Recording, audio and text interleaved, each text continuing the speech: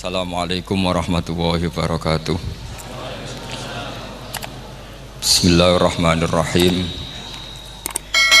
Tabarakalladzi nazzala al-furqana ala 'abdihi liyakuna lil 'alamina nadhir. Allahumma shalli wa sallim ala sayyidina Muhammad wa ala alihi wa sahbihi wa barik wa sallim asma'in. Amma ba'du. Ingkang kula hormati Kyai Haji Abdul Hanan wa ahli baiti, sedanten kanca-kanca santri peminat ilmu tafsir dan ilmu hadis ingkang kula hormati. Berbicara tentang ilmu tafsir, ada beberapa ulama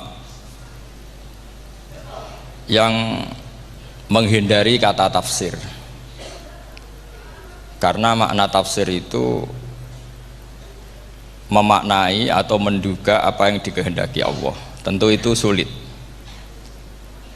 Satu, bahwa faktanya kita sudah tidak bisa komunikasi dengan Allah karena tidak ada wahyu lagi. Sehingga dari kehati-hatian ini pernah suatu saat Abu Bakar ditanya, ma makna abban fi qaulihi ta'ala wa faqihatan wa abba.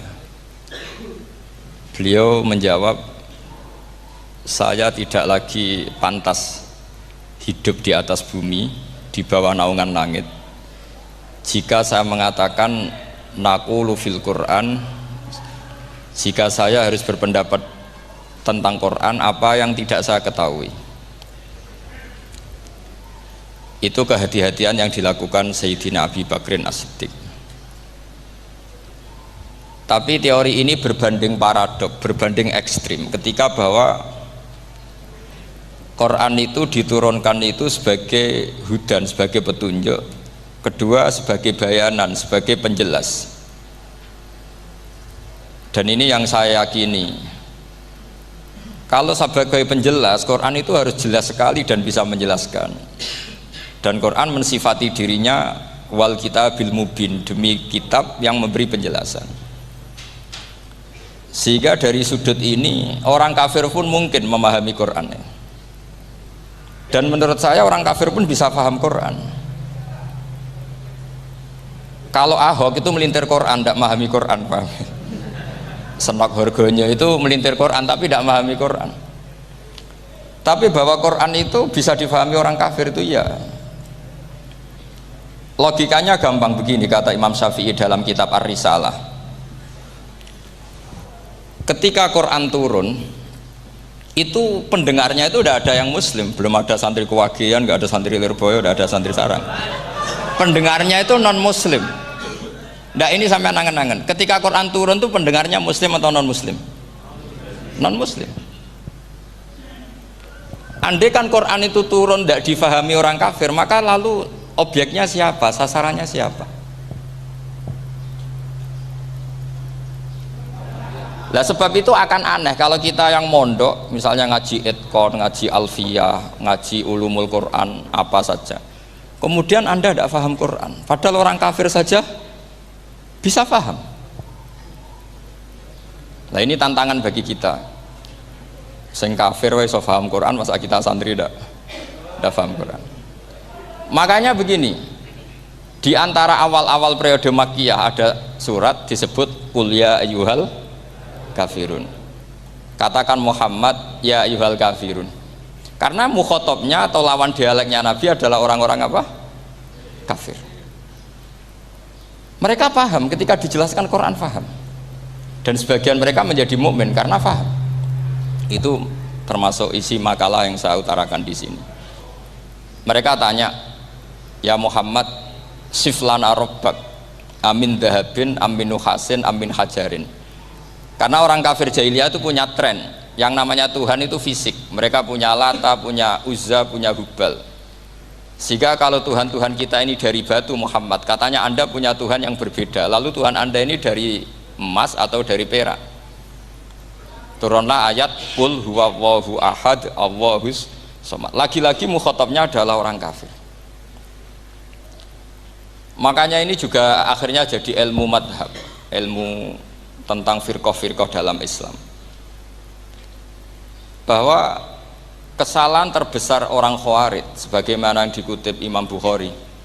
Nanti sama cari di juz 4 atau di juz 3, pokoknya di bab Babu Qitalil Khawarij, karena Imam Bukhari punya adat diulang-ulang.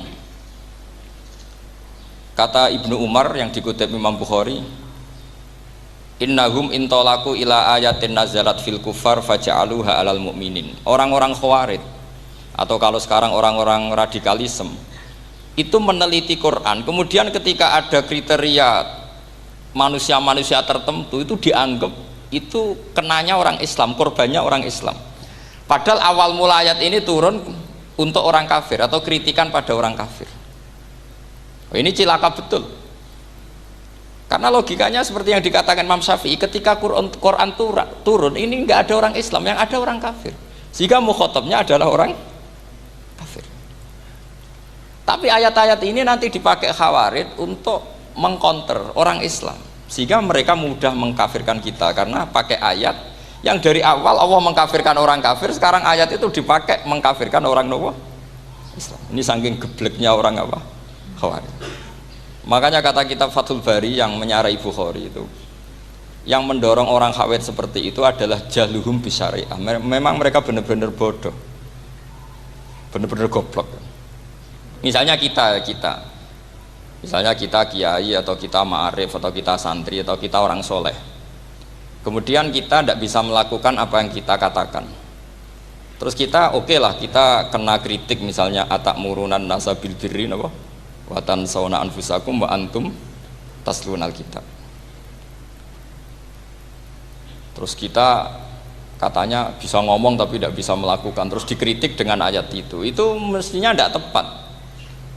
Karena itu asbabun nuzulnya adalah orang-orang Yahudi karena tahu bahwa sifat Rasulullah itu ada di Taurat, mereka menyuruh keluarganya itu masuk Islam, tapi mereka sendiri tidak mau Islam. Kemudian turunlah ayat atakmurunan nasa bil birri wa tansawna anfusakum wa antum taslunal kitab afala ta'qilun. Sekarang perbandingannya begini, misalnya ada orang Islam, taruh saja Zaid itu maling, ya maling, konsisten dia malingnya sampai tua. Terus menurut Anda Zaid yang muslim ini, Zaid itu muslim tapi maling, jangan bilang maling tapi muslim, dia itu ya. Kemudian Zaid bilang ke anaknya, "Cung, kowe aja dadi maling, dadi santri sing soleh, sing maling bapak tok." Ndak. Ini menurut analisis usul fikih, ngomongnya Zaid itu benar apa salah? Benar kan? Nasihatnya ya benar, ngomongnya juga benar. Kamu tidak bisa ngeritik Zaid, kamu bisa ngomong tapi tidak bisa melakukan, tidak bisa. Fa innal amra bil ma'ruf wajib, wal qawla bil ma'ruf ya wajib, wal qawla bil haqqi ya wajib. Jadi itu hal yang berbeda. Misalnya fa innal amra bil ma'rufi wajibun, memerintahkan barang baik itu baik. Wa innal qawla bil haqqi ya wajib, mengatakan yang hak itu ya wajib. Berarti Zaid tetap kena khitab, kamu harus nasihati anak secara benar, kamu juga harus ngomong hukum secara benar. Lalu ketika Zaid ngomong hukum secara benar, cung ojo maling, maling ku dosa, cung ojo nerusno profesi ini bapak maling, maling itu tidak benar. Dia berarti sudah melakukan dua kebenaran, yaitu ngomongnya benar, nasihatnya benar. Dia salah, perilakunya tetap maling. Tapi jangan karena dia maling lalu omongannya enggak salah juga, berarti salahnya malah tiga. Makanya ini pentingnya ngaji sama ulama, sama ahli usul fikih. Jadi tidak bisa dicampur adukkan. Zaid gagal dalam perilaku, tapi jangan gagal lagi di nasihat. Nanti kalau dia tidak nasihati, maka anaknya terus maling, alasannya niru bapaknya. Karena bapaknya kalau mau nasihati nanti disemprit sama santri-santri, "Pak, sampean ora oleh nasihati anak ora usah maling, sampean dhewe maling." Oh, tidak bisa cara usul fikih. Itu malah yudroku kulluh, la yudroku napa? Kulluh, atau bahasa populernya al-maisur la yasqutu bil ma'sur. Misalnya kita sebagai kiai hanya bisa takrib, hanya bisa jurumiyah. Apa muda Fathul Mu'in cek abote, bulet, maknanya bulet. Kamu tidak boleh ngomong gini, "Cong, kowe sebagai muridku kudu nurut aku. Nak gurumu goblok tok takrib, kowe tok takrib wae. Gak oleh ngelangkai guru, gak sopan," gitu misalnya. Nggak boleh gitu. Tetap kita ngomong, "Cung, kowe aja koyo aku. Kowe kudu alim Fathul Mu'in, alim Fathul Wahhab." Sama ndak bisa protes. Pak guru sendiri ndak bisa. Kebenaran tetap sebagai kebenaran meskipun kita ndak kuat melakukan atau ndak bisa melakukan. Lagi-lagi ayat itu sebenarnya ada untuk kita, untuk orang Yahudi, ya ta'murunan nasa bil birri wa tansawna anfusakum wa antum taslunal kitab. Sebab itu istidlal dengan Quran itu memang resikonya tinggi kalau tidak bagi mutabakhir, karena ya itu tadi, ini harus ada pengetahuan yang luas tentang asbabun nuzul, tentang kriteria. Nah kalau terpaksa, saya katakan terpaksa, kalau terpaksa kita iktibar itu boleh, tapi itu terpaksa, bahwa Allah mengkritik orang yang bisa ngomong tapi tidak bisa melakukan. Tapi itu secara usul fikih itu runyam, teori ini runyam sekali, fatal. Sama lihat tuh di kitab Bajuri atau di kitab-kitab fikih yang lain, ketika Shahibil Burdah atau Shahibil Bur'ah itu yang Imam Busiri itu, Muhammad bin Busiri itu, ini salah nama tapi kadung populer. Jadi sebetulnya Imam Busiri itu Shahibil Bur'ah, bukan Shahibil Burdah, tapi kadung terkenal Burdah, kita ikut-ikutan apa? Burdah. Imam Busiri itu ngeluh, saya ini orang yang banyak kesalahan. Di antara salah saya adalah saya bisa ngomong tapi tidak bisa melakukan. Yaitu saya ngomong misalnya orang supaya tahajud, saya tidak tahajud. Saya ngomong orang supaya sholat sunat, saya nggak pernah sholat sunat. Itu sarahnya itu yang menyarai itu kan Imam Bajuri itu, yang sarah Burdah. Itu mengkritik begini. Kalau Anda ngendikan itu fi ma'radi dzammin nafsi, yaitu dalam konteks Anda mengkritik diri sendiri, oke. Tapi omongan Anda salah, karena secara usul fikih fatal. Fatalnya begini. Misalnya saya nggak pernah tahajud, ya mungkin itu nyata. Oke, mungkin itu nyata. Apakah kemudian saya tidak boleh mengatakan at-tahajjudu sunnatun? Apa saya diwajibkan diam hanya karena saya tidak pernah tahajud, terus saya seorang kiai yang haram mengatakan at-tahajjud sunnatun? Saya harus tetap mengatakan kalau tahajud itu sunnah. Saya kalau punya santri terus saya bilang, "Cung, napas nganggur yuk tahajud itu sunat." Karena mengatakan kebaikan pasti bagian dari kebaikan itu sendiri. Makanya kata Imam Bajuri, fakaifa yakunul amru bil ma'rufi mazmuman. Bagaimana mungkin sesuatu yang jelas baik karena memerintahkan kebaikan mazmuman menjadi sesuatu yang tercela hanya karena yang mengatakan tidak melakukan. Fa innal fi'la ya amrun wal hukmu ya amrun akhar. Itu beda. Jangan karena Anda tidak minum teh karena diabetes, terus Anda kalau ada tamu tidak disuguhi teh. Karena saya sendiri tidak minum teh. Wah ya repot kalau gitu. Nah itu lagi-lagi tadi orang Khawarij salah ketika mengartikan ayat yang harusnya objek kritiknya itu orang kafir, kemudian karena Quran lama sekali dibaca orang Islam sampai orang itu lupa kalau Quran awalnya turun diantaranya adalah membenahi akidahnya orang kafir, sehingga korbannya orang Islam. Itu mirip seperti cerita kita ya, santri-santri itu kalau punya musuh itu baca Hizib Nasor. Dulu pengarang Hizib Nasor itu musuhnya orang fasik, sehingga di Hizib santri ora duwe musuh wong fasik, duwene kancane dhewe, akhirnya kancane yang kena Hizib. Nah ini penting saya aturkan ya, sama seperti itu. Lama sekali Quran itu hanya dibaca orang Islam dan komunitasnya Muslim, sehingga seakan-akan semua kritikan Quran itu pada orang apa? Islam. Padahal jelas Quran ada kul ya ayyuhal kafirun. Jelas mukhatabnya orang kafir. Sadaqata lakum dinukum waliyadin. Nah ini penting kalau aturakan. Makanya kalau melihat itu, Quran jelas bisa difahami orang kafir. Bahkan banyak orang kafir yang menjadi muslim karena faham maknanya apa? Faham maknanya Quran. Itu jelas sekali. Itu masyhur sekali dialeknya Nabi dengan Walid bin Mughirah, dengan Utbah, dengan banyak sekali, termasuk dengan Abu Jahal, dengan Abu Lahab. Bahkan orang-orang kafir Quraisy itu menyewa namanya Musailamah Al-Kadzab. Kalau di sini umumnya baca Musailamah apa Musailimah? trennya di sini. Pakai fathah ya. Oh, itu entah ya, nggak tahu saya yang masalah yang mana itu kan, karena memang kalau dalam ilmu riwayat itu sekali salah baca itu kasus betul, kayak Sa'id bin Musayyab atau Sa'id bin Musayyib itu ketika beliau sugeng itu kalau dipanggil Sa'id bin Musayyab itu marah besar, karena maknanya Sa'id al-Musayyab itu yang ditawan, makanya beliau bilang sayyabatni Irak wa anal Musayyib, orang Irak mengatakan saya ini ditawan, sebenarnya saya yang menawan mereka. Tapi al-masyhur itu dibaca Sa'id bin Musayyab, padahal dia tidak mau dipanggil Sa'id bin Musayyab, Sa'id bin Musayyab. Karena nama ini penting. Pentingnya begini. Ini kata Rasulullah kalau sedang guyon, kata Nabi, mbok kamu itu sekali-kali mikir, kenapa saya ini diberi nama Allah Muhammad, katanya. Ini hadis sahih di Bukhari, ada di Kitabul Adab. Banyaklah tag ini. Kenapa ya Rasulullah? Allah itu senang bingung wong kafir, kata Rasulullah. Karena Abu Jahal kalau manggil saya jadi bingung. Itu kalau orang Arab kan pasti tahu maknanya. Muhammad maknanya orang yang terpuji. Sehingga kalau Abu Lahab ngomong itu jadi paradok. Hei orang yang terpuji, kamu bohong. Kan jadi aneh. Ya Muhammad kadzabta. Hei Muhammad kamu bohong. Kalau diterjemahkan hei orang terpuji, kamu bohong. Itu akhirnya sahabat tertawa-tawa, karena cek pinter deh pangeran milih nama kamu ya Rasulullah, karena ini bingungkan musuh gitu.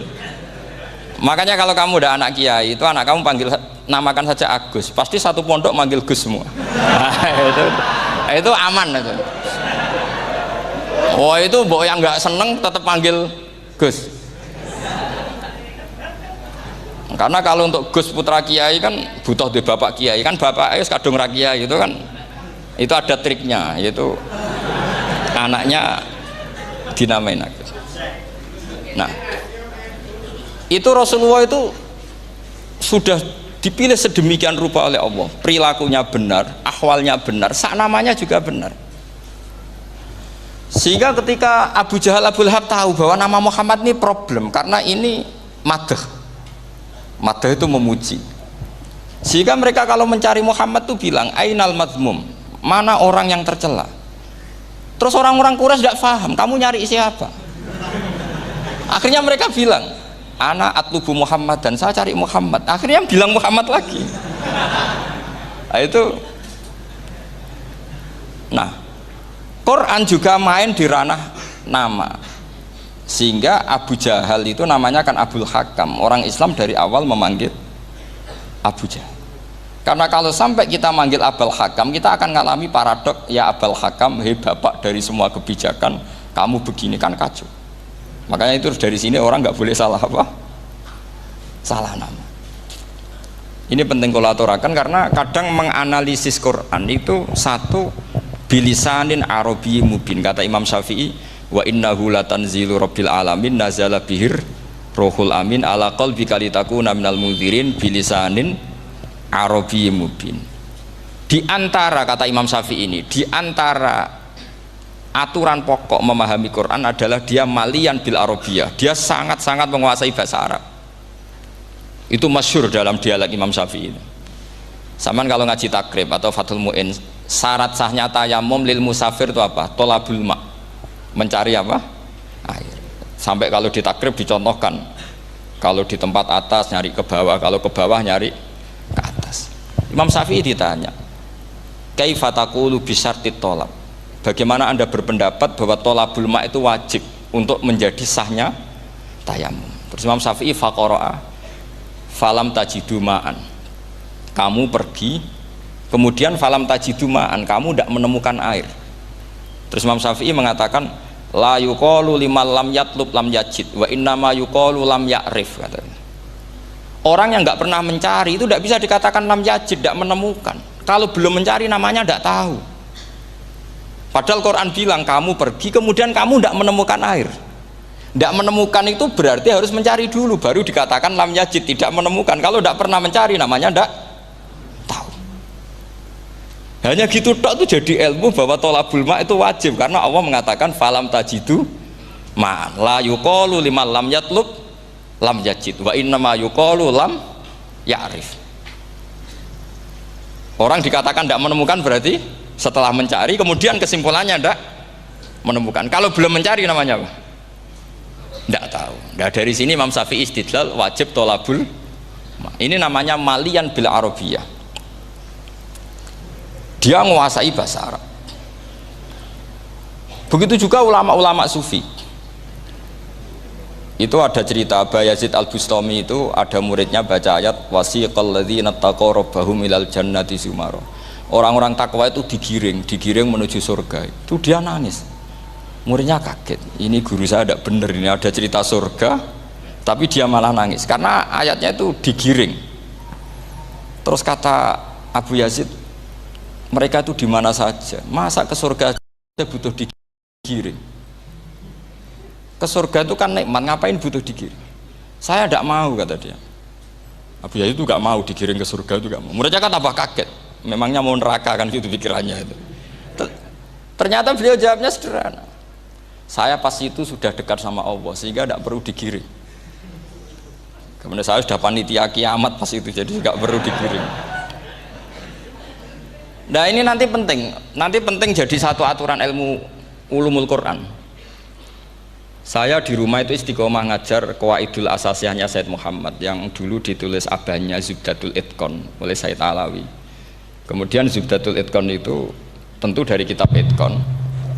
Terus Said Alawi dulu ngarang kitab Faidul Khobir, sarahnya Faidul Khobir sama Sayyid Muhsin Al-Musawab, dulu dari Padang tapi hidupnya di Mekah. Saya dulu talaki sama Mbah Mun.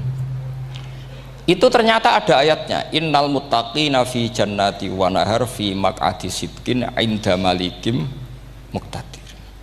Sekarang sampean saya tanya, menurut Anda semua orang kena hisab enggak? Enggak, sampean jawab saja. Menurut Anda ketika di mahsyar semua orang kena hisab apa enggak? Pasti kita menjawab iya. Tapi kata Said Muhammad itu keliru. Enggak kebayang orang seperti Nabi kena hisab. Pasti yang kena hisab itu orang-orang yang enggak jelas. Nah, misalnya Nabi jelas baiknya, harusnya ya langsung nggak kena hisab. Karena tidak mungkin seorang saksi kok diaudit, tidak mungkin. Lo saksi itu di pengadilan kan nggak tersangka, nggak terdakwa, dia tidak boleh diintervensi oleh hakim. Nah, Rasulullah ketika kiamat, ketika fil mahsyar, fi faslil qada itu jelas, fa kaifa idza ji'na min kulli ummatin bisyahidi wa ji'na bika ala haula'i syahida. Rasulullah sudah dekat Allah, pas mahsyar itu ada Allah, ada Rasulullah, ada Jibril. Kemudian Nabi itu mengidentifikasi, ditanya sama Allah, bener mat ini umatmu? Ya, niki umatmu ya. Kalau yang nggak jelas ya Nabi lama jawabnya. Makanya kamu jangan jadi orang nggak jelas. Nah, itu kalau sekali nggak jelas itu Nabi lama sekali jawab. Nah, artinya begini, yang kena hisab itu meskipun kata Said Muhammad, meskipun Dhahirul Quran itu menetapkan asbata umumal hisab, tapi zahirnya Quran yang sama juga menafikan hisab. Itu karena nggak mungkin, nggak kebayang kita malaikat berani menghisab afdalul khalqi. Sama bisa bayangkan malaikat mengaudit Rasulullah SAW, ahabbal khalqi ilallah, kepen cilaka mencit ya. Wong jajar Allah kabeh dinten audit sudah indah. Fa kaifa idza ji'na min kulli ummatin bisyahidi wa ji'na bika ala haula'i syahida. Lalu mungkar nakir juga sama. Sampean bisa bayangkan mungkar nakir tanya Nabi Muhammad. Tesnya susah. Karena kalau Rasulullah terus ditanya, "Waman nabiyuka?" Wah, itu kan bisa kiamat itu.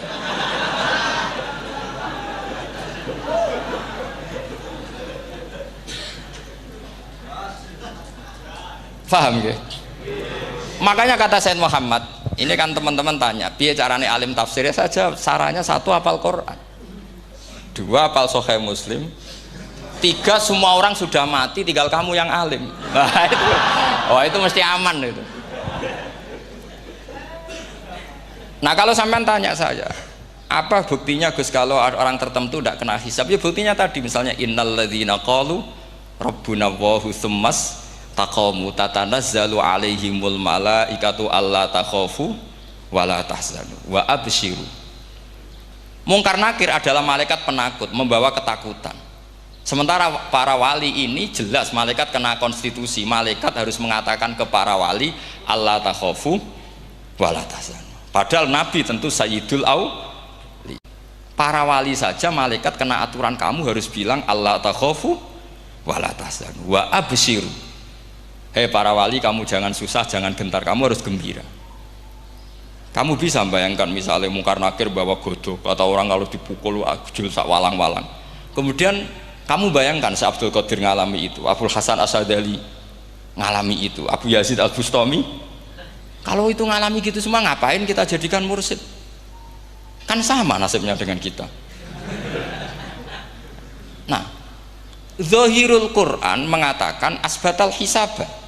Tapi Zahirul Quran di ayat yang lain lam yusbit al hisabah. Makanya tadi umumul Quran juga ditaksis dengan muqayyid.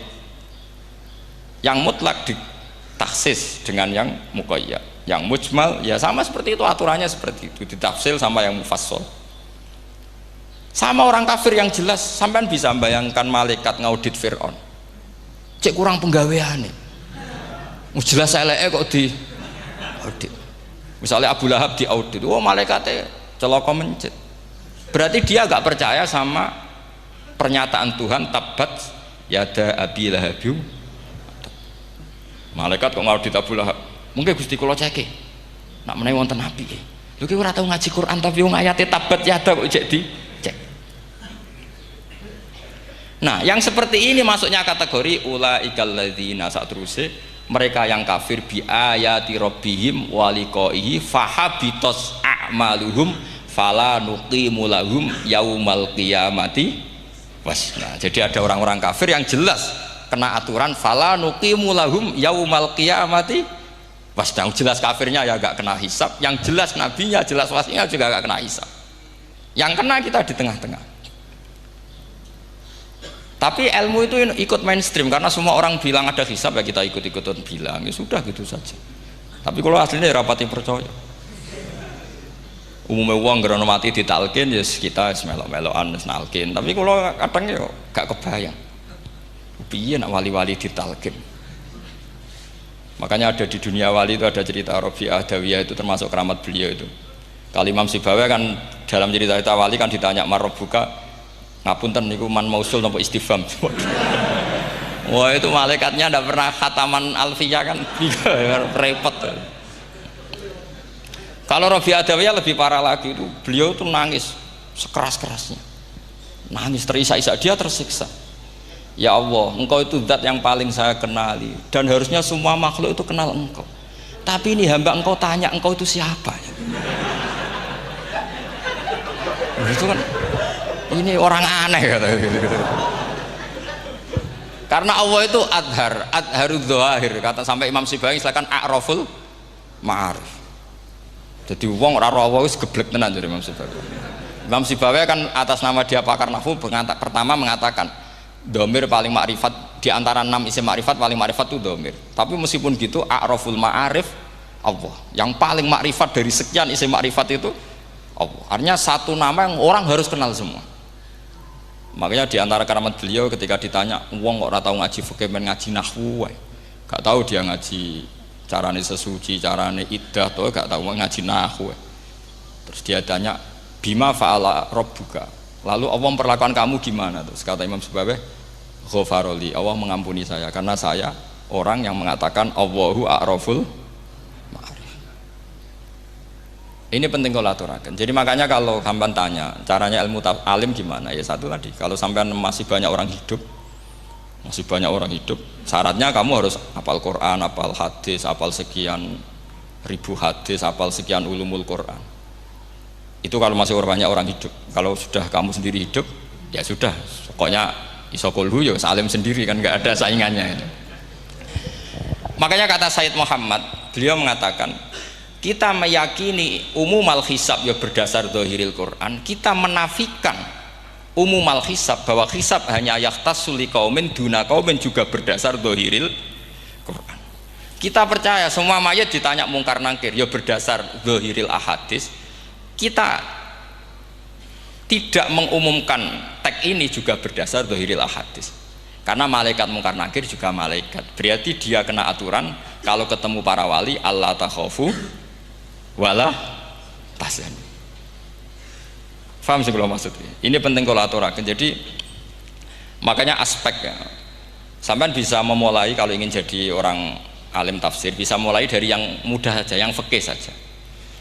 Makanya kata Imam Ghazali, kenapa Mu'tazilah jadi segoblok itu? Karena dia tertipu oleh umumatul Quran, oleh tek-tek umum. Dia tidak tahu mukhosisnya. Padahal setiap ayat umum itu pasti ada mukhosis. Misalnya begini ya, kalau kamu maknanya fikih saja, contoh yang paling mudah familiar itu fikih ya. Misalnya kita ngaji Quran, wal mutallaqatu yatarabbasna bi anfusihinna salasata quru. Kalau orang dicerai itu iddahnya itu 3 kali masa nopo suci. Apakah aturan iddah seperti ini hal hadhil iddah amatun likulli mutallaqatin am li mutallaqatin makhsusah?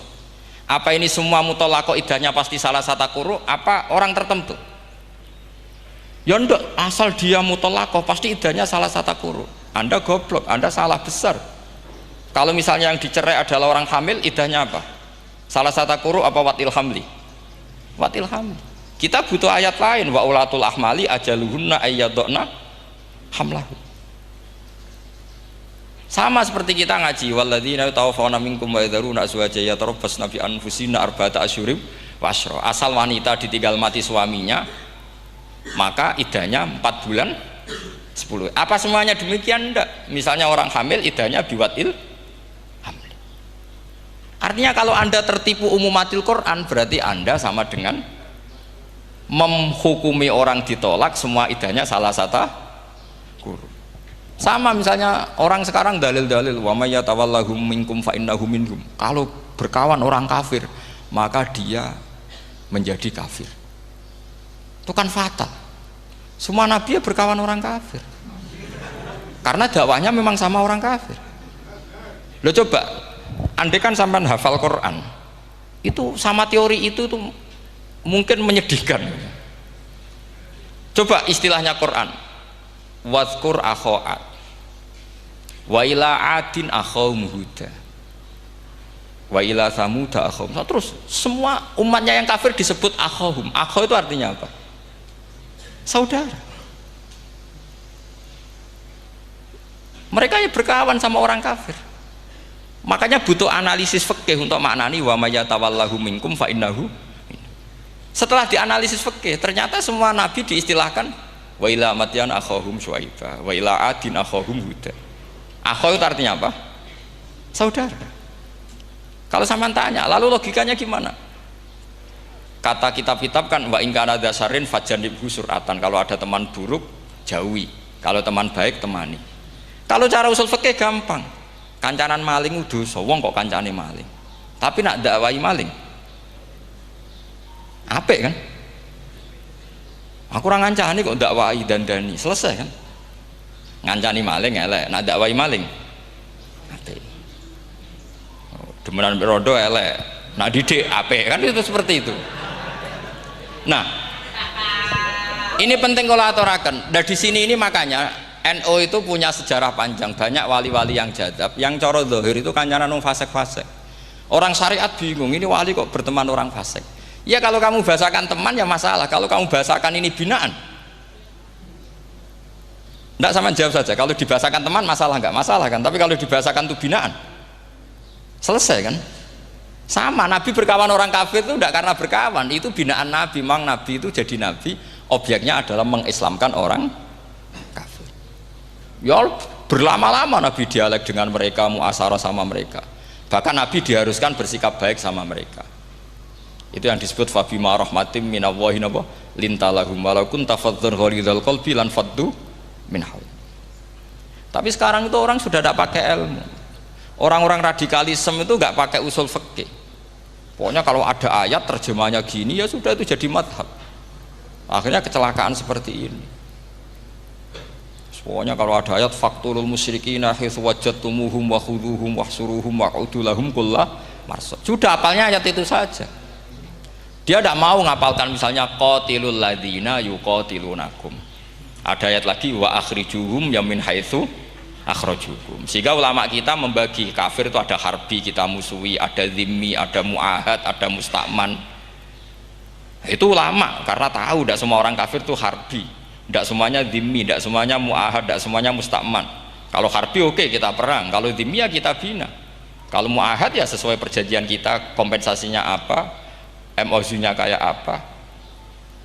Tapi apalnya mereka ayat satu tema. Nah celakanya kita yang ngaji di pondok-pondok yang katanya spesialis ingin alim tafsir, apalnya ya satu ayat juga.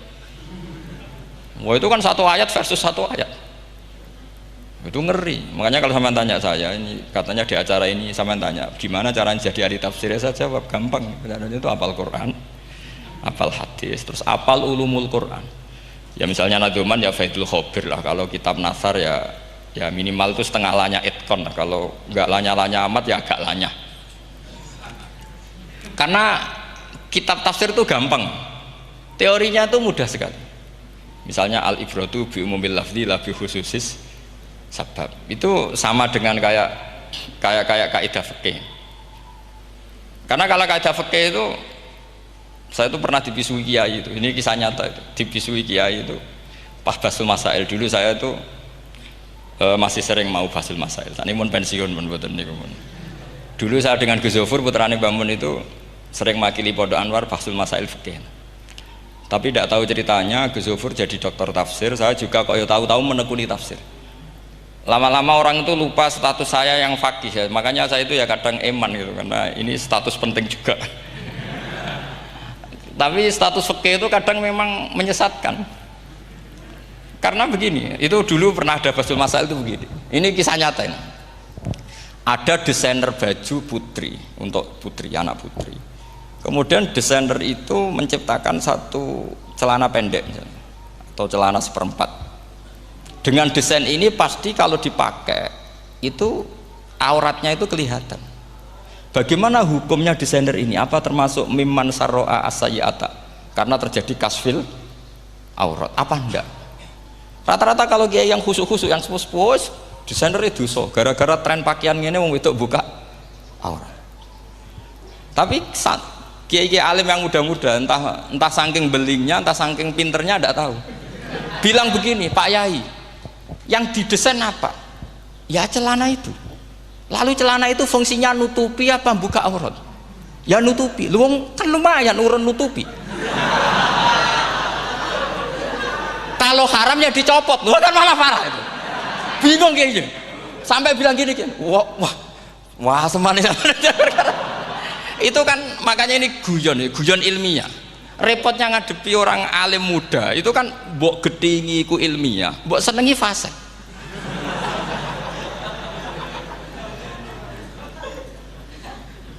Ketika kiai yang khusyuk tadi tak tanya, kalau desainer katok seperapat, paham gitu? Kau coba yang celana dalam terlalu vulgar itu, paham gitu? Nggak, rok sajalah, rok mini misalnya, rok selutut.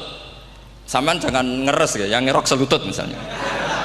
Rok selutut itu desainernya kena hukum haram enggak? Sampean jawab saja. Oh haram dari kiai sepuh, karena dengan desain itu misalnya lututnya kelihatan. Tapi pertanyaannya kiai muda saya masih ingat betul, saya tanya. Lalu fungsi pakaian itu apa Pak Yai? Fungsi itu kan tetap nutupi sebagian aurat. Kalau Anda haramkan, barang haram itu harus dihilangkan. Nah, itu. Sampai kiai itu setelah acara itu manggil saya. Gus, kalau ngakoni jenengan alim tapi ku podo repoti. Podo repoti ku nak dalam itu kan terus itu ada perumusan di redaksi keputusan yang dijual itu, yang masail fikihnya kan terus diputuskan, dibukukan. Kalau redaksinya halal Gus, nanti orang pakai rok semua. Dan saya balik bantah, kalau redaksinya haram orang nggak pakai rok.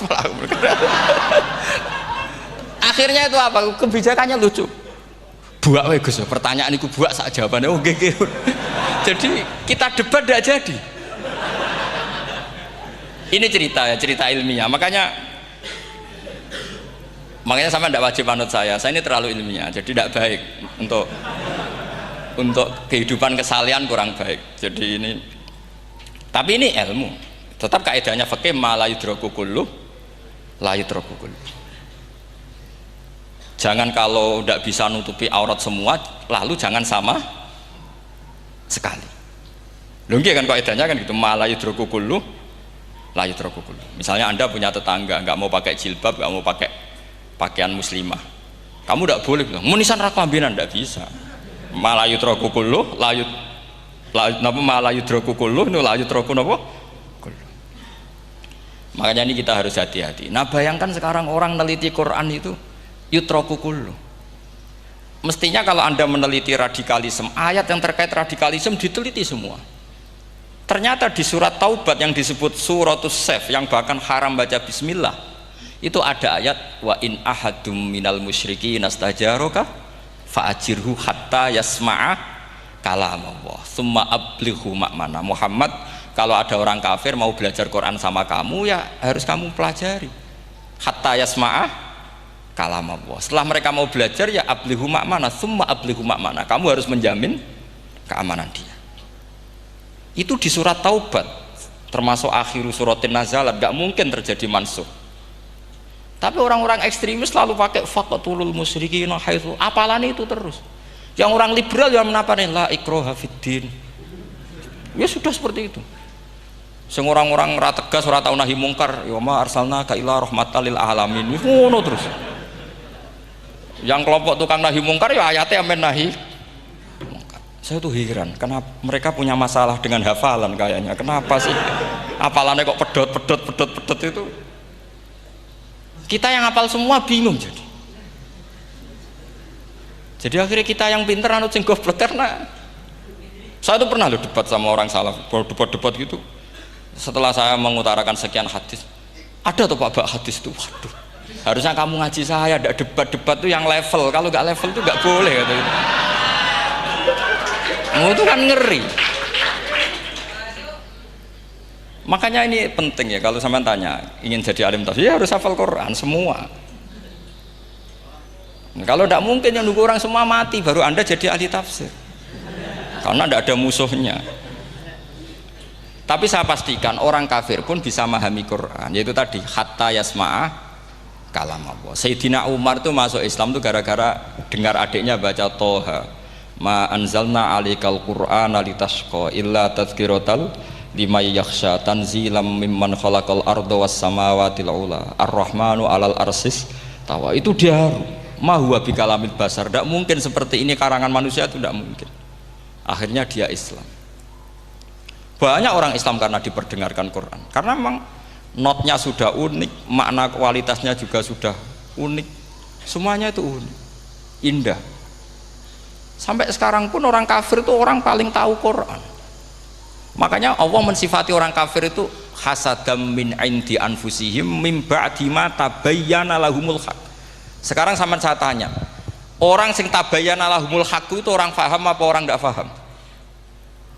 Mereka orang kafir itu mengingkari Quran, padahal mim ba'di ma tabayyana lahumul haq, setelah kebenaran nyata bagi mereka. Nyata bagi mereka artinya orang kafir paham apa tidak paham? Paham. Cuma mereka punya penyakit hasadam min intianus. Mereka juga kalau ada ayat tentang ahkam yang memberatkan, mereka bilang i'ti bi Qur'anin ghairi hada au badil. Muhammad harusnya jangan tema itu yang diangkat, bu cari Quran yang lain yang enggak tema itu. Mereka sampai memilih tema itu karena paham apa karena tidak paham? Karena paham. Makanya di makalah saya pastikan ngaji tafsir itu gampang, karena orang kafir pun bisa. Kalau kasus Ahok itu bukan paham itu melintir, beda. Paham sama melintir itu beda. Itu diterjemah kemenang tuh jangan mengangkat kawan orang Islam, bukan ngangkat pemimpin. Ya likanya kalau ngangkat teman saja tidak boleh, apalagi ngangkat pemimpin. Fatal mana berteman sama orang salah sama ngangkat. Saman kancanan maling itu apik nak menawa ngandani terus ngangkat, "Hei maling ke pimpinanku." Parah mana? Parah mana?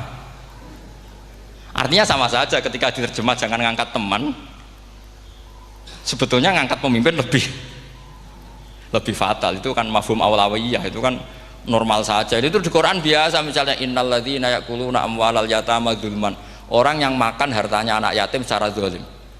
Terus kamu bilang, "Gus saya tidak makan kok, sepeda motornya tak gasap, tak jual." Yang diharamkan kan makan. Wah, ya sarap kalau gitu. Maknanya begini, memakan harta anak yatim artinya ifsad. Ifsad itu merusak. Nak ngono ikhraq, membakar atau mencuri sama dengan makan, bal asad. Malah kan lebih apa? Lebih apa? Dasar. Jadi yakuluna di situ tuh ba'dul amsilah, sebagian contoh min wujuhil ifsad atau min wujuhil ihlak.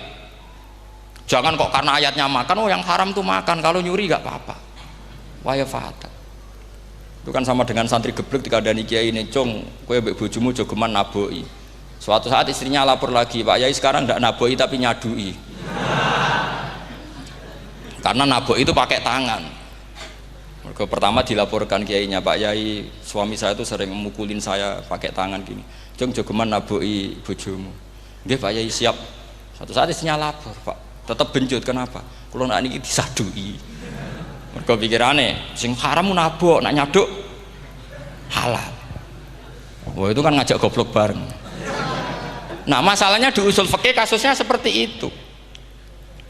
Makanya saya ini kadang ya maliki sekali. Kadang saya itu maliki sekali. Kadang ya.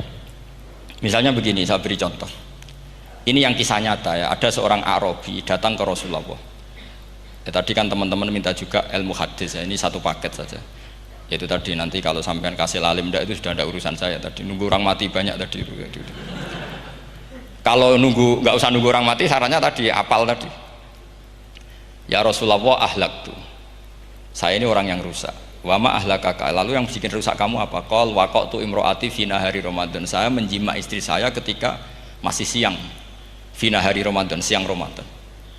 Walhasil Nabi tidak menyuruh hanya kodok, tapi menyuruh kafaroh. Kafarohnya itu merdekakan budak atau memberi makan 60 orang miskin atau puasa berapa? Puasa 60 hari. Atau urut merdekakan budak atau puasa 60 hari atau memberi makan sitina miskin.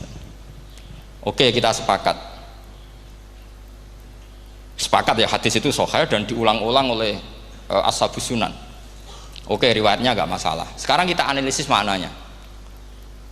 Sekarang sampean saya tanya, kalau anda misalnya sekarang jam berapa ini? Misalnya sekarang jam 9 kurang seperempat Ramadan, terus anda rokok atau anda ngopi, kepengen ngopi terus ngopi tanpa udhrin syar'iin, anda hanya wajib qadha apa bayar kafarah?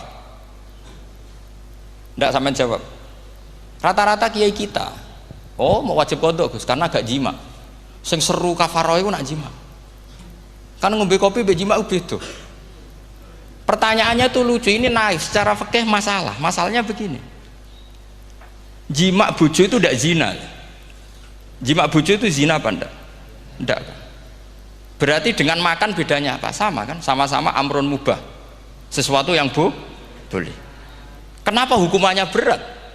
Makanya kata Imam Malik, enggak itu nilainya. Nilainya adalah hadku hurmati Ramadan bi ghairi udhrin syar'iyyin. Makanya kata Imam Malik, siapapun yang makan fina hari Ramadan, iftar apapun fina hari Ramadan bi ghairi udhrin syar'iyyin, maka hukumnya sama dengan jima fina hari Ramadan. Karena sama-sama ihlak ifsad hurmata Ramadan bi ghairi udhrin syar'iyyin. Lenda ini ilmiah. Kamu udah harus cocok, tapi otak kamu harus percaya. Loh iya kan beda kan? Saya secara nafsu tidak cocok, cek berarti. Tapi ilmiah saya setuju. Kalau kiai ngandani itu kan pasti pakai badul amsilah, kan nggak mungkin semua contoh disebut. Cong penak melaku-melaku jogeman delok wedok iku mari setan. Mboten delok Mbah, nyekel lho malah parah to. Ndak bisa. Makanya ini masalahnya lafat. Ini kembali ke Imam Syafi'i bilisanin Arabiyyim mubin. Ketika seorang kiai bilang cung jogeman delok cawe wedok adalah mengungkapkan al-muharramat. Bukan mentaksis yang haram itu hanya melihat. Saya ulang lagi ya, ketika seorang kiai bilang cung jogeman delok wedok sing haram, itu semangatnya adalah melawan keharaman, bukan mentaksis yang haram hanya delok. Itu di Quran normal semua, di semua lugat ya biasa. Itu kan sama seperti misalnya seorang mbah ngasih uang cucunya, cung tak kayak duit 100.000, cung gue tuku es, terus kue mendingan Nak ragu tuku es haram iki kan ngongkone tuku es. Lah kepen putumu mati kan nyeben 100.000 gue tuku es. Ya mulai dulu istilahnya nak bange ke ibu tuh jong 100.000 gue tuku es. Cara wong kuno. Maksudnya gue pokoknya umumnya cak cilik senane es cuma nyebut. Ya sudah seperti itu. Sama seperti Quran menghentikan begini. Ini memang salate yang fikih dulu yang pokok-pokok. Di antara yang enggak boleh dikawin adalah wa antasma'u bainal ukhtaini illa ma qad salaf. Kamu enggak boleh menikahi Sri dan Zainab, kakak beradik. Sudah sepakat nggih? Fi nikahin wahid enggak boleh al jam'u bainal ukhtain. Jadi mbaknya kamu kawin, adiknya kamu kawin fi nikahin wahid. Tapi nak ngeduni boleh, berarti kan dengan waktu yang berbeda. Quran hanya menyebut itu.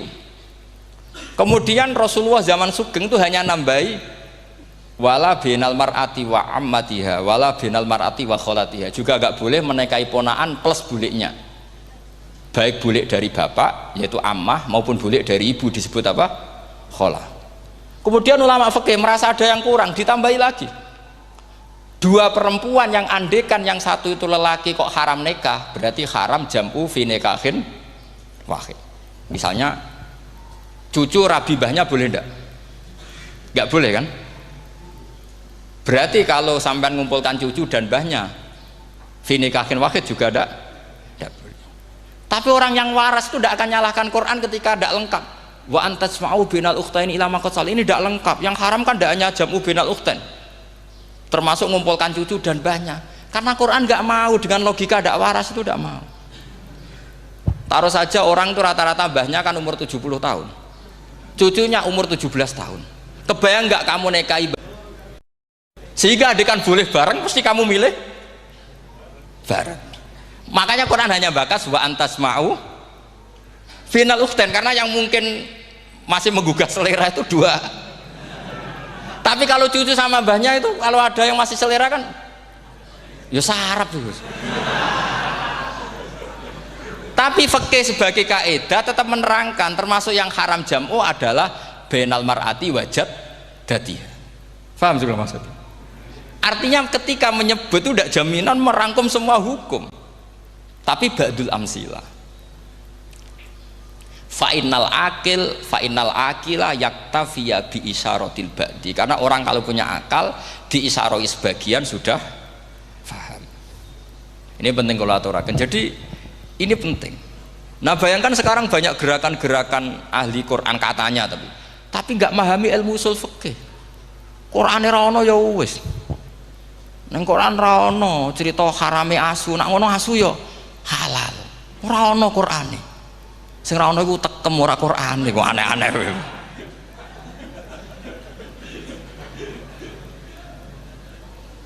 Itu kan sama terus sampean misalnya tadi jam 09.00 Ramadan tambah uzurin syariyin terus mangan mie rokokan, itu kan melecehkan Ramadan biguri uzurin syariyin, karena melecehkan hurmata Ramadan kena sanksi separah itu. Jangan kamu terus bilang tapi Nabi hanya bilang masalah jima finari Ramadan. Jima istri itu hukumnya itu tidak zina, hukumnya itu mubah sama dengan makan. Ini cara madzhab Maliki, tapi kita alhamdulillah madzhab Syafi'i. Ya itu masalahnya. Berhubung itu menguntungkan sami'na wa ta'na. Nah, itu. Tapi saya sendiri dalam konteks ini, saya itu ya sangat-sangat Syafi'iyah, sangat-sangat Syafi'iyah. Dalam banyak hal sangat-sangat Syafi'iyah. Tapi dalam banyak hal kadang-kadang saya ya Maliki. Nah, itu kan kalau sampean tanya kenapa gitu, ya hikmahnya baca banyak saja. Karena yang Syafi'i itu ya karena bacanya hanya Syafi'i, itu bukan fanatik, itu keterbatasan. Jadi itu beda, ada apa itu namanya, ada fanatik, itu keterbatasan, itu beda sekali. Jadi kita harus ngaji yang banyak. Saya termasuk utang ya sama Imam Syafi'i itu baca kitab Ar-Risalah.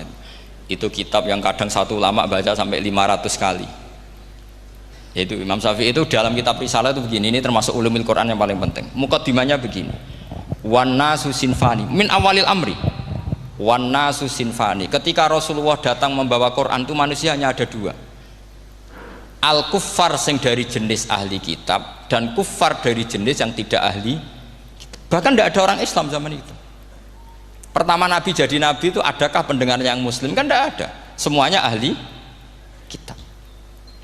Makanya susah kalau Quran kamu analisis korbannya orang Islam tuh, kata Ibnu Umar tuh lucu. Dulu tuh mukhatabnya tuh orang kafir, jelas kuliah ayyuhal kafir. Ya ayuhan nasu ubudu rabbakum alladzi khalaqakum. Jelas orang kafir. Karena orang Islam nggak mungkin dikhatabi ubudu rabbakum. Makanya Imam Suyuti kalau nafsir itu ngeper ubudu rabbakum wahiduhu. Tapi kalau mukhatabnya orang Islam dawimu alal ibadah atau dawimu alat tauhid. Karena dia tahu kalau mukhatabnya orang kafir ubudu ya masih wahidu. Kalau sudah Islam kok dikhitabi ubudu mudawamah alal ibadah. Itu saking alimnya Imam Suyuti. Ini saya teruskan. Kalau mukhatabnya itu orang kafir ahli kitab, itu kemungkinannya ya dua cara mereaksi Quran. Yaitu disebut lam yakunil ladzina kafaru min ahlil kitabi wal musyrikina munfakkina hatta ta'tiyahumul. Jadi lam yakunil ladzina kafaru, jelas kafaru itu umum. Kemudian ditafsir kafaru itu ada yang min ahlil kitabi, berarti kafaru yang jenis Yahudi Nasrani. Ada kafaru yang min ahlil kitabi wal musyrikin, kafaru yang jenis musyrikin, yaitu kafir Mekah. Karena cara kaidah nahwu al-atfu yaqtadi taghayyur, kalau ada ataf pasti konteksnya beda. Jaa Zaidun wa Amrun, berarti Zaid ada Amar, Amar ya ada Bakar. Karena Jaa Zaidun wa Amrun wa Bakrun, pasti orang ini berbeda. Tidak boleh orang yang sama kamu pakai ataf. Ini sudah clear ya ini ya. Kemudian cara pandang mereka ya beda. Ketika Rasulullah mengajak tauhid, itu ahli kitab tidak masalah. Memang harusnya Tuhan itu satu. Tidak masalah bagi ahli kitab. Problem bagi ahli kitab adalah Muhammad itu nabi. Itu kita nggak suka. Kalau Tuhan satu oke, tapi kalau Muhammad nabi tidak oke. Kita bisa jadi nabi, kata mereka, karena mereka merasa nasabnya sampai Ibrahim. Sementara zaman itu mereka sanksi Muhammad itu nasabnya konti, gak jelas. Ini penting kalau aturakan. Sehingga dalam konteks ini Allah menjawab ahli kitab dulu. Ini disebut Muhammad itu nasabnya jelas. Ini fihi ayatum bayinatum maqamu Ibrahim. Ini saya dengarin. Ibrahim itu jelas pernah ke Mekah. Bukti Ibrahim pernah ke Mekah adalah jejak kaki Ibrahim di makam apa? Makam mereka, artinya buatan kuburan, buatan jejak kaki Ibrahim ketika bangun Ka'bah. Fihi ayatum bayinatum maqamu Ibrahim. Pun. Kalau Ibrahim pernah di Mekah, artinya beliau pernah nikah di Mekah. Paling tidak punya dzurriyyah di Mekah. Ini Ismail dibawa ke Mekah. Jelas ayatnya wa id yarfa'u Ibrahimul qawaida minal baiti wa Ismail. Ini dengarin ya. Sebab itu saking alimnya berjanji itu beliau tahu betul masalah utama Rasulullah Muhammad adalah disangsikan nasabnya. Sebab itu kitab berjanji pertama cerita setelah dia alhamdulillah macam-macam awalu ma'anab tadi saat terus dia bilang wa ba'du fa'akul huwa Muhammad bin Abdillah bin Abdil Muttalib. Saat terus ya wa ba'du wa Muhammad bin Abdullah bin Abdil Muttalib wasmu Syaibatul Hamdi Humidat Khisaluhus saniyah. Saat terus Ibnu Qusayn, saat terus Sumiyya bi Qusay litaqasi fi biladi Qudu'atal Qasiyah. Karena dia tahu yang masalah bagi Rasulullah itu adalah masalah nasab bagi mereka loh, bagi mereka yang kafir. Terus beliau ngendikan ditutup wa adnanu bila raibin indadawil ulumin nasabiyah ila dhabihi Ismail nisbatuhu wa mun. Jelas saya Adnan itu pasti puter cucu-cucunya Nabi Ismail. Karena orang Yahudi yang disoal Muhammad itu, kamu itu siapa kok tahu-tahu Nabi? Kamu orang Arab itu tidak pernah ada Nabi. Yang Nabi itu normalnya orang Israel, yaitu turunan Yahudi, karena Yahuda bin Yakub bin Ishak bin Ibrahim. Akhirnya Allah membuktikan fihi ayatum bayinatum maqami. Bukti kalau Ibrahim pernah di Mekah adalah jejak kakinya di Mekah, itu dekat Ka'bah. Ini jawaban Allah yang tentang ahli kitab, karena sudah jelimet. Ada ilmu ansab, ada ilmu nasab, ada polemik kitab samawi. Kalau kafir Mekah ini goblok-goblok. Ketika Rasulullah pakai teori tauhid, orang kafir Mekah itu saking gobloknya bilang gini, Muhammad, kita ini urusannya banyak, utang kita banyak, kasus saya banyak. Kok Tuhannya satu itu tidak cukup? Yaitu mereka mengatakan aja'alal alihata ilahau wahida inna hadza la syai'un ujab. Bagaimana Tuhan hanya satu? Urusan kita banyak, masalah kita banyak. Tuhan nggak boleh satu, harus banyak. Sejumlah urusan kita. Ada Tuhan BPKB, Tuhan macam-macam lah. Ada Tuhan kredit, Tuhan kas, macam-macam lah kan. sesuai sebanyak urusan kita. Mereka tanya aja alal alihata ilahu wahida, masa Tuhan satu, inna hadza la syai'un ujab, ini aneh. Tapi Rasulullah dengan sabarnya, kalau yang seperti ini Allah menjelaskannya beda dengan yang pertama, karena tadi orang kafir itu bisa min ahlil kitab, bisa wal musyrikin. Lam yakunil ladzina kafaru min ahlil kitab, ada yang wal musyrikin. Semuanya ini tidak pernah munfakina hatta ta'tiyahumul bayyinah. Mereka tidak pernah tercerabut dari pikiran mereka, dari mainstream mereka, sampai ada bayyinah. Bayyinah itu kejelasan kebenaran atau benar yang begitu jelas. Itu siapa? Rasulun minallah yatslu suhufam mutahhar. Akhirnya Nabi sabar. Saking sabarnya Nabi itu ngomong gini, ya di khalayak umum, mukhatamnya ya kafir semua. Hei saudara-saudara kami suku Quraisy, kita ini sebangsa. Nabi tanya, Muhammad, ajaran kami itu benar karena kamu itu orang yang kita percaya, tapi kali ini Anda aneh karena ngajak satu Tuhan. Itu tidak mungkin, urusan kita banyak, satu Tuhan juga mungkin, Tuhan harus banyak. Kita punya 3 aja kurang banyak kan, banyak punya Lata, Uzza, Hubal. Rasulullah dengan sabarnya ngendikan gini, hei kaumku, kalau kamu jadi pembantu, jadi buruh, senang mana punya majikan banyak sama majikan satu. Kalau majikannya banyak, itu perintahnya beda-beda, seleranya beda. Semua harus kamu lakoni, semua harus kamu taklui karena kamu harus nurut. Wah ya repot mat kalau di majikan banyak, ngerepoti mesti.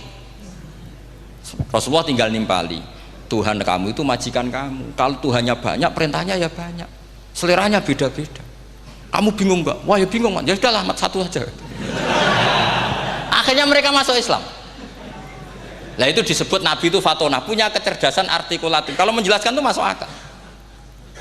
Nah itu disebut dorobawahu matalar rojulan fihi syuraka'u mutasyakisuna wa rojulan salamal lirojul hal yastawiyani masalah alhamdulillah.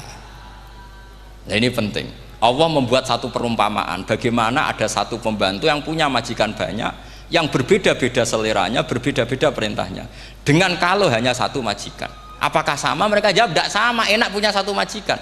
Begitulah Tuhan kamu, harusnya satu. Jadi artinya gini, kalau kamu ngaji ulumul Quran, kamu harus tahu ini khitab ke kafir. Kafir yang mana? Ahli kitab atau kafir yang musyrik? Nah sekarang tidak tahu lagi, pokoknya kafir. Makanya kalau orang berdebat mereka itu tidak goblok meneh. Waduh. Makanya sama tidak usah ketularan goblok, sing pun gimpun sing wis goblok ora usah ditambahi mun kathah dan ini pun. Ya karena kita ngaji jelas Qur'annya kan lam yakunil ladzina kafaru, itu masih ada min lil bayaniyah atau min li bayanil jinsi. Kafaru itu sapa? Siji min ahlil kitab, 2 kafaru sing wal musyrikin. Dua-duanya tidak pernah munfakina hatta ta'tiyahumul bayinah. Mereka tidak akan tercerabut dari pikirannya sehingga ada bayinah. Bayinah itu siapa? Rasulun minallah yatslu sufam. Nah, ketika Nabi menjelaskan asal usul nasabnya bahwa Sayyid Adnan itu ila Ismail jelas putra Nabi Ibrahim, mereka terus baru iman karena ada fihi ayatum bayinatum maqamun apa Ibrahim. Ya jadi saya kira demikian. Nanti kan akhirnya jam itu teman.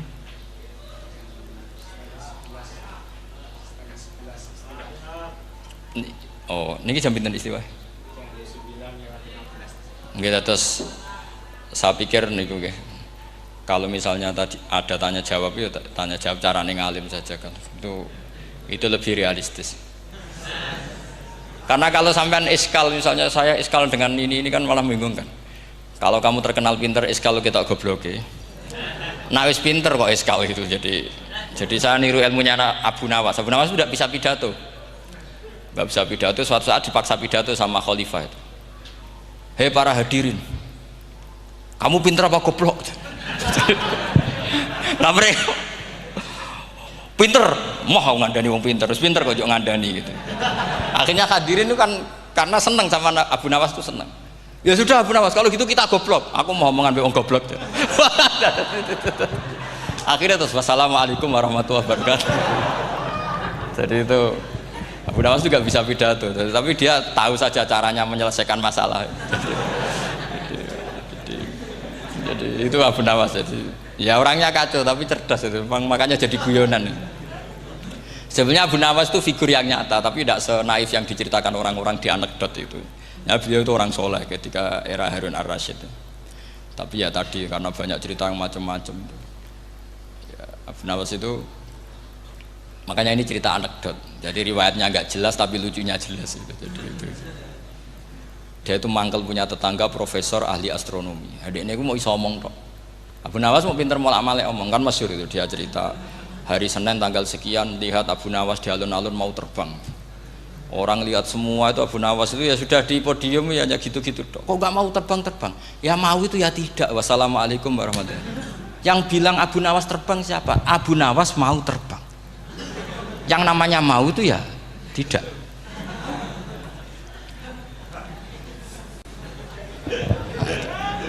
Pernah dia itu lomba sama Harun ar-Rasyid.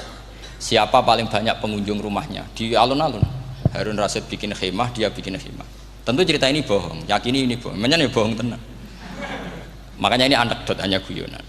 Harun ar-Rasyid karena dia raja itu ada apel, ada makanan macam-macam. Ya tentu pengunjungnya banyak. Batas akhir itu penilaian jam 12 malam. Abu Nawas tenang, satu pun nggak ada pengunjung, nggak ada makanan, nggak ada apa. Pas jam 12 rumahnya dia, kemahnya dibakar. Orang ke dia semua. Tit menang dia karena jumlahnya, bahkan Harun ar-Rasyid itu datang ke kemahnya dia karena lombanya kan pengumpulan massa terbanyak. Tit jam 12. Harun ar-Rasyid pikirannya santri ya guys, sugoi jajan nggak mesti teko, pikirannya gitu. Abu Nawas pikirannya beda, jeneng ana kebakaran pasti datang. Wis dihitung biaya khemah sama hadiahnya banyak hadiahnya. Yang ahli falak ini punya ilmu yang rasional, yang pinter sekali. Dia ilmuwan bahwa bumi itu bulat-bulat. Nah, saya lagi tren meyakini bumi flat itu ya kacau nih. Gara-gara penjelasan sing sepihak. Ini wong nganggur. Lah wong ilmuwan kok sentimennya perkara wedi duit. Enggak boleh ilmuwan menyebut sentimen apa? Uang. Akhir bumi itu bulat-bulat. Jadi kalau Anda jalan ke timur terus nanti ke titik yang sama. Abu Nawas paham karena dia memang enggak ahli sains gitu. Suatu saat si profesor ini kemalingan, malingnya melayu ngetan. Terus minta tolong sama Abu Nawas, kejarlah maling itu. Kemana? Ke timur. Dia ngejar ke barat. Ditanya sama profesor, saya udah bilang larinya maling itu ke timur, kalau kejar ke barat nanti ketemu di titik yang sama. Akhirnya profesornya ngerti, oh ngenyek tuh, kira itu. Jadi, nah khawatir saya nanti kalau santri-santri tidak pinter ilmu, terus pilihannya ilmu kayak Abu Nawas, jalan pintas tadi. Karena belajar falak jelimet, belajar faraid apa? Jelimet, ada aul, ada roh, terus semua ada masalah yang ruwet-ruwet terus. Akhirnya mau olah bicara. Ini musibah inna lillahi wa inna ilaihi raji'un. Itu tidak boleh. Quran tidak mengajarkan itu. Quran tetap mengajarkan ilmu meskipun ada nilai seninya.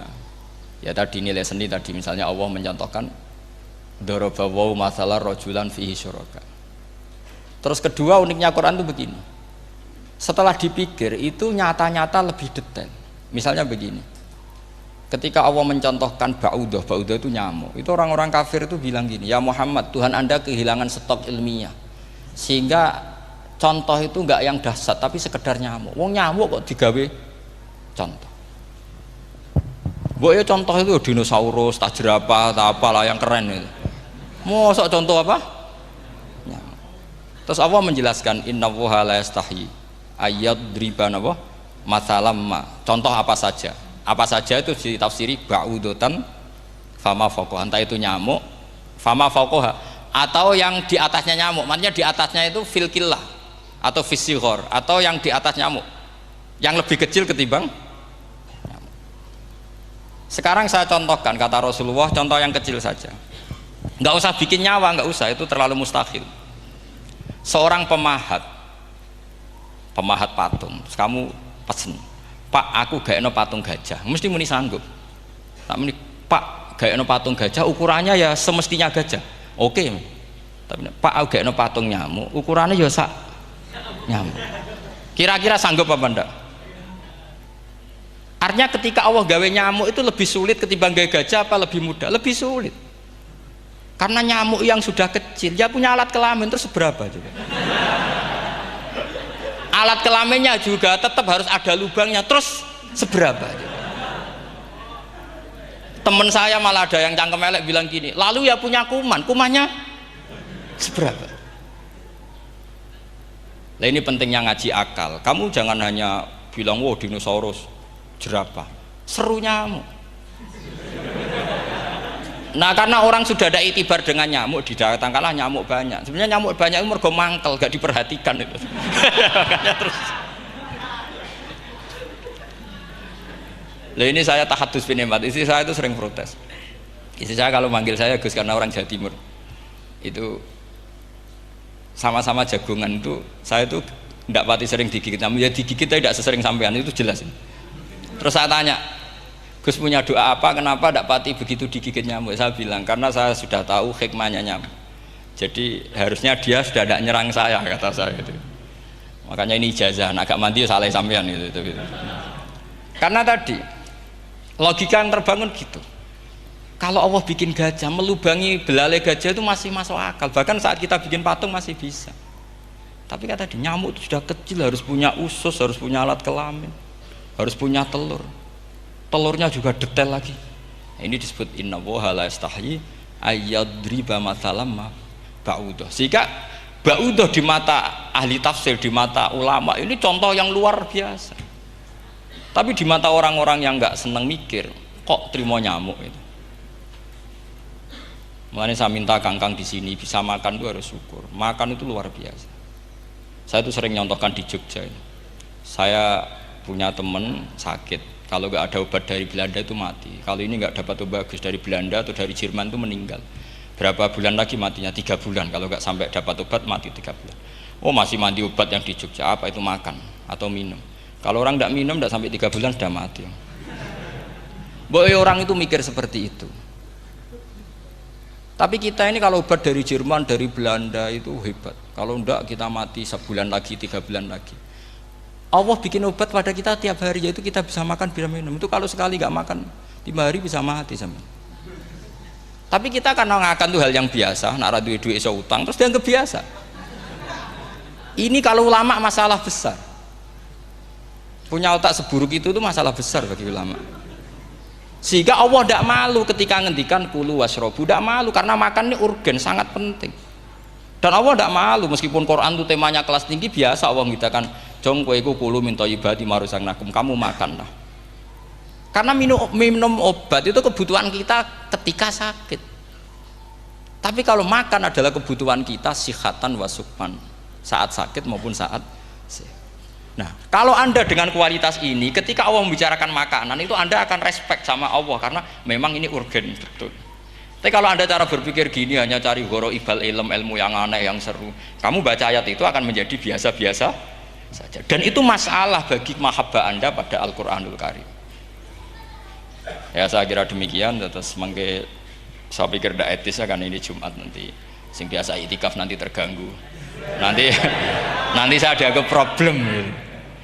Ya kalau ada tanya jawab ya saya mohon tadi ya, karena ini zaman akhir saya memang butuh sekali. Kenapa saya mau datang? Satu, hormat Kiai Hanan. Dua, saya memang ingin banyak mufassir lagi, jangan hanya lewat baca terjemah kemudian merasa menjadi ahli apa Quran atau ahli tafsir. Itu musibah besar itu masalah besar itu. Ya pokoknya saya mohon lah ya setidaknya gitu. Misalnya orang kafir, kamu cari saja orang kafir. Ternyata ada yang harbi, ada yang dhimmi, ada yang mu'ahad, ada yang mustakman. Lalu dalam tarikh ada kafir Yahudi, kafir Nasrani, kafir ahli kitab. Kalau di fikih ada kafir yang lahum kitabun, ada yang tidak lahum kitabun. Kalau yang lahum kitabun disebut ini kitabiyah kholiso, yang tidak itu kan beda-beda di fikih. Boleh nikahnya ndak, khilu dhabihatihim atau tidak, itu kan detail sekali. Makanya saya mohon ini latihan detail. Oke, sampean tetap ngaji, sering khatam itu bagus karena mengumpulkan semua ilmu. Tapi sampean harus menganalisis secara apa? Saya dulu ngaji Mbah Mun Muslim ya kilatan. Tapi saya ngapalkan sama Gus Ibab. Gus Ibab putrane Mbah Mun dulu muridnya Said Muhammad. Saya itu tak pelajari lagi di rumah. Tak analisis lagi setelah besar sampai sekarang karena ya itu beda. Kita selalu Rabbi zidni apa? Ilma. Misalnya begini contoh ya, contoh. Kita mungkin tahu maknanya ayat tertentu itu begini. Misalnya begini. Faqula lahu qawlan layyinan la'allahu yatadzakkaru aw yakhsha. Musa dan Harun, jika kamu datang ke Fir'aun, maka kalau ngomong, kalau dakwah itu qaulal layyinan, dengan dakwah yang halus. Nggih, qaulal layyinan. Ini bagi yang ekstremis harus baca dialek ini. Ini kisah nyata yang diceritakan Habib Zain bin Semit ketika ngarang Al-Manhajus Sawi. Juga diulang-ulang di beberapa kitab. Suatu saat ada ustadz, corong Jawa kemelinti, datang ke Harun Ar-Rasyid. Harun Ar-Rasyid ini Banil Abbas, termasuk zuriyahnya Abdullah bin Abbas. Karena Harun Ar-Rasyid sebagai khalifah tentu salahnya banyak, namanya pejabat pasti salahnya banyak. Meskipun kebaikannya juga banyak, tapi salahnya juga banyak. Kalau kita kan tidak pejabat, salahnya tidak banyak, tapi prestasinya juga tidak banyak. Ya kan, misalnya ada tamu Raja Salman, katanya hormat tamu wajib, kamu kan tidak bisa hormat. Karena dia juga tidak mau dihormati kita kan. Nah terus si ustadz tadi datang begini, saya itu masih hafal teksnya. Ya Amirul Mukminin, inni nasihun lak famusyaddidun alaika fala tajidanna ala nafsika fi nafsika aliyya syai'an.